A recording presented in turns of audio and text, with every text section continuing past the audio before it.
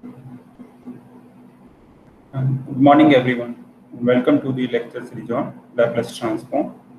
So, in this lecture, we shall study about Laplace transform of Dirac delta function and some more properties of Laplace transforms, which includes differentiation of Laplace transform and integration of Laplace transform. So, let us discuss first Laplace transform of Dirac delta function. So, basically, many problems in electrical engineering, physics, and mechanical engineering involve the concept of impulse. Impulse may be interpreted as a force of very large magnitude applied for just an instant. The impulse function is called the Dirac delta function, and this Dirac delta function can be expressed in terms of the unit step function. So let us define delta kt, which is 0 for t less than 0, and it is 1 upon k in the interval 0 to k, and it is 0 for t greater than equals to k. And now this function can be expressed in terms of unit step function, and this can be written as delta kt equals to 1 upon k times u0t minus ukt, because here non-zero value of the function exists in the subinterval 0 to k. So therefore, this function can be expressed in this way: 1 upon k times lower end of the subinterval and upper end of the subinterval with step functions. So u0t minus ukt. Now this can also be represented as h of t minus h of t minus k. Here h means Heaviside function. So now this delta kt equals to this one. So the pulse has the height 1 upon k, as you could see from here. So height of the pulse is 1 upon k in the interval 0 to k. So, and is of duration k times, all right? As k approaches to 0, it means if we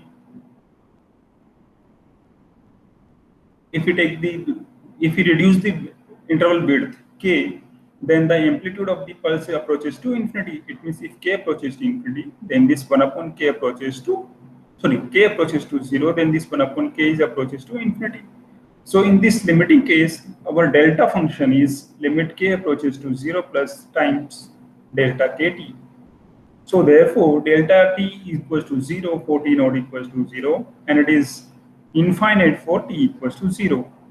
Similarly, we can define delta of t minus a, which is limit k approaches to 0 plus, it means right hand limit delta k t minus a, where delta of kt minus a can be expressed in terms of step function.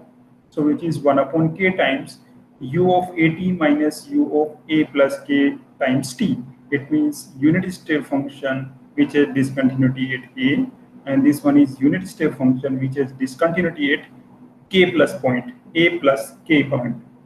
So, and this can also be written in terms of Heaviside function. So this is 1 upon k times h of t minus a minus h times t minus a minus k. Now, if we take the limit k approaches to 0 plus, it means if we take the right hand limit and put a equals to 0, then we get the derivative of the Heaviside function is equals to delta function. This is very important result. It means derivative of the unit step function or Heaviside function is equals to delta function. So now let us define the Laplace transform of the Dirac delta function. So first we define the filtering property of Dirac delta function. So let f be continuous and integrable over the interval 0 to infinity, then the value of the integration from 0 to infinity f of t times delta of t minus a dt equals to f of a. This is very important result, and for the detailed proof you may go through the notes. So to find the Laplace transform, we know that the delta k over t minus a equals to 1 upon k times u0 t minus u of a plus k t. So this here 0 is replaced by a. So it means your delta function is can be expressed in terms of step function or unit Heaviside function form.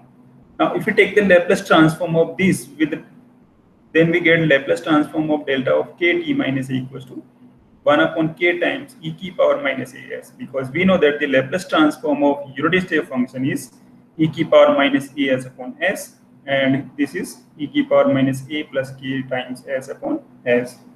Now, if we simplify, then we get e की power minus as upon ks times 1 minus e की power minus ks. And we know that delta of t minus a is the limiting case of this one. So now if we take the limit k approaches to 0 plus, then we obtain this right hand side 1 minus e की power minus ks upon k. Now if we simplify, then we get s. So hence Laplace transform of delta of t minus a is the limit of k approaches to 0 plus Laplace transform of delta of k t minus a, and this is e की power minus as. So this is very important again. So Laplace transform of the delta function delta of t minus a equals to e की power minus as, while Laplace transform of the unit step function is e की power minus as upon s. Alright. Now if you put a equals to 0 in this one, then we have Laplace transform of delta t equals to constant function, and the inverse Laplace transform is delta t function. So this result, it means this result could also be obtained by using the filtering property. It means this property. It means if we replace this ft by e की power minus st, right, and we use this result, then we get Laplace transform of delta of t minus a equals to e की power minus as. So let us see the application of this delta function in terms of initial value problem. So find the solution of the initial value problem. Y double prime plus 2y prime plus 5y equals to delta of t minus a. It means right hand side is a discontinuous function. Y0 equals to 0 and y prime at 0 equals to 0. So now taking the Laplace transform of the given differential equation, we get now the Laplace transform of the second derivative is s square times capital Y, where capital Y is the Laplace transform of the dependent variable y. So minus s y0 minus y prime at 0 plus 2 times Laplace of this second term, which is s times capital Y minus y0 plus 5 times of Laplace transform of this third term equals to now Laplace transform of this delta function, which is e raised power minus 2s. Now if we simplify this equation by using this given initial condition, then we get capital Y equals to e की power minus 2s upon s plus 1 का whole square plus 4. Now here Laplace transforms involve the exponential function. So to find the inverse Laplace transform, we use second shifting theorem here. So now taking the inverse Laplace transform, and we don't know that by using second shifting theorem that Laplace transform of f of t minus a equal times u of at equals to e की power minus as times capital Fs, where capital F is the Laplace transform of small f. And so therefore y equals to L inverse of capital Y equals to L inverse of right hand side, this one. So first here Fs equals to 1 upon s plus 1 ka square plus 4, which is multiplied by e की power minus 2s. If we take the inverse Laplace transform of this one, then we get our actual function in this form. So first we find small ft, and which is the inverse Laplace transform of capital F. So here capital F is 1 upon s plus 1 ka square plus 4, and we know that its inverse Laplace transform is 1 upon 2 times e की power minus t times sine of 2t, right, by using first shifting theorem. So therefore, by the application of this result, Laplace transform, inverse Laplace transform would be 1 upon 2 times e raised power minus t minus 2 times sine of 2 times sine t minus 2 step function u2t, which can also be written as 0 in the interval 0 to 2, and it is 1 upon 2 times this one for t greater than equals to 2. So this is the required solution of the given initial value problem, which involves the Dirac delta function. Now let us see more properties of the Laplace transform. So in the earlier sections, we have discussed the solutions of constant coefficients differential equations along with initial conditions. For example, ay double prime plus by prime plus cy equals to function of t, where initial condition are given. Y at 0 is y naught and y prime at 0 equals to y naught prime, where a, b, and c are the constants. Now, the properties of Laplace transform discussed earlier are not sufficient to solve the differential equations with the polynomial coefficients in terms of the independent variable. It means if we replace our constant a, b, c in this equation by some polynomial, it means suppose a is the function of independent variable t, b is the function of independent variable t, and c is the function of independent variable t, then we cannot solve this differential equation by the use of earlier methods. So for this one, the concept of differentiation of Laplace transform helps us in the solution of a class of such problems. So let us define differentiation of Laplace transform. So let ft be a piecewise continuous on the interval 0 to infinity and be of exponential order, then Laplace transform of t times function of t equals to minus derivative of the Laplace transform, it means minus f prime s, and Laplace transform of t raised power n multiplied by function of t equals to minus 1 key power n, nth derivative of the Laplace transform capital F, where s is greater than alpha. So where capital F is the Laplace transform of small f, and the nth derivative is given by this relation. So now if we take the inverse Laplace transform of this one, it means L inverse of f prime s equals to minus tft, and L inverse of this relation fns equals to minus 1 key power n t key power n ft. So this is very important result again. If your function is multiplied by some polynomial function, then we use derivatives of the Laplace transform. Let us see application of this result. So find the Laplace transform of the following functions. So t times sine of 4t, t square times e raised power minus 2t, and t square times cos of 3t. So Laplace transform of t times sine of 4t. Now here ft equals to sine of 4t, and by the application of this previous result, it means Laplace transform of tft equals to minus f prime s, and we know that Laplace transform of sine of 4t equals to 4 upon s square plus 16. So derivative with negative sign gives the required Laplace transform. Similarly here t square, so it means second derivative of the Laplace transform of this exponential function, and Laplace of this exponential is 1 upon s plus 2. So its second derivative times minus 1 chi square. If we simplify, then we get this result. Similarly,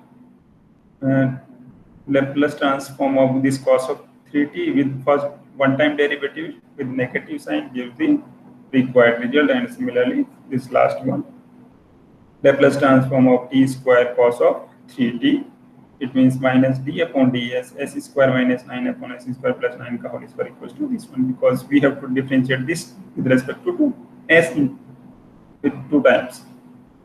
So let us see the inverse Laplace transform of the following functions. Now 2 times s plus 1 divided by s square plus 2s plus 2 ka whole square. So it means if your Laplace transform involves denominator with more than 1 degree, then derivatives of the Laplace transform formula is very important, because we do not know the inverse Laplace transform method, because if we use partial fraction method, then partial factors also involve the second degree power. Okay? So when your Laplace transform involves the second degree or more than 1 degree in the denominator, then we use Laplace transform of derivatives of the Laplace transform formula. So keep in mind, if your Laplace transform involves in denominator more than 1 degree, then we use derivatives of Laplace transform formula. So this Laplace transform can be written as 2 times s plus 1 upon s plus 1 ka square plus 1 ka whole square, and we know that this is the derivative of this one, 1 upon s plus 1 ka square plus 1 minus 1. So it means this is equals to minus f prime s, where capital F equals to this term. So by the previous theorem, L inverse of minus f prime s equals to t times of ft, and where ft is the Laplace transform of this capital Fs, and capital Fs means this one. So L inverse of this one by the application of the force shifting theorems gives e raised power minus t sin t. So therefore, now L inverse of this f prime s equals to t times e raised power minus t sin of t. All right, because L inverse of this would be t times of ft, and ft equals to this one. So this is t times e to the power minus t sin t. So L inverse Laplace transform of this equals to this relation. Now next we move to the integration of the Laplace transform. So we now present a useful results involving the integration of Laplace transforms. So let ft be a piecewise continuous function on the interval 0 to infinity and be of exponential order, and further let this limit exist, then Laplace transform of t upon t equals to integration from s to infinity capital F u du, where capital F is the Laplace transform of small f. It means if we know the Laplace transform of small of function f, which is the function of t, and if we divide this function ft by some independent variable t, then how do we find the Laplace transform of this new function ft upon t? For this, we use this theorem, which is defined by this relation. So by this one, L inverse of this integral, it means right hand side it gives the left hand side ft upon t, or from this one ft equals to t times L inverse of integration from s to infinity capital F of u du. So let us see the application of this one. Find the Laplace transform of sin of omega t upon t, and we use the previous theorem, and we know the Laplace transform of this equals to omega upon u square plus omega square du, and integration from s to infinity, and integration of this one is tan inverse u upon omega. Limits are from s to infinity. If we simplify, then we get cot inverse of s upon omega. So it means when your function is divided by some variable t, then to find the Laplace transform, we use integration of the Laplace transform formula. So let us see one more application of this one. Find the inverse Laplace transform of the function s upon s square minus 9 ka whole square. So again, here we have two methods to evaluate this one: derivative of the Laplace transform and integration of the Laplace transform. Now to use the derivative of the Laplace transform, we need to find the function whose derivative is equal to this relation. So you can try that method. So here we try integration part. So by the above remark, we know that ft equals to t times L inverse of integration from s to infinity capital F u du, where t times L inverse of s to infinity capital F means u upon u square minus 9 ka whole square du, because given Laplace transform is integration possible. So if we integrate this one, then we get minus 1 upon 2 u square minus 9 ka 9. We take limits from s to infinity. If we simplify, then we get 1 upon s square minus 9. And we know that the inverse Laplace transform of this one is 1 upon 3 times sine hyperbolic 3t. So therefore, inverse Laplace transform of this given function is t upon 6 times sine hyperbolic 3t. So thank you for today, and in the next lecture we shall study about the convolution theorem and the Laplace transform of POD function.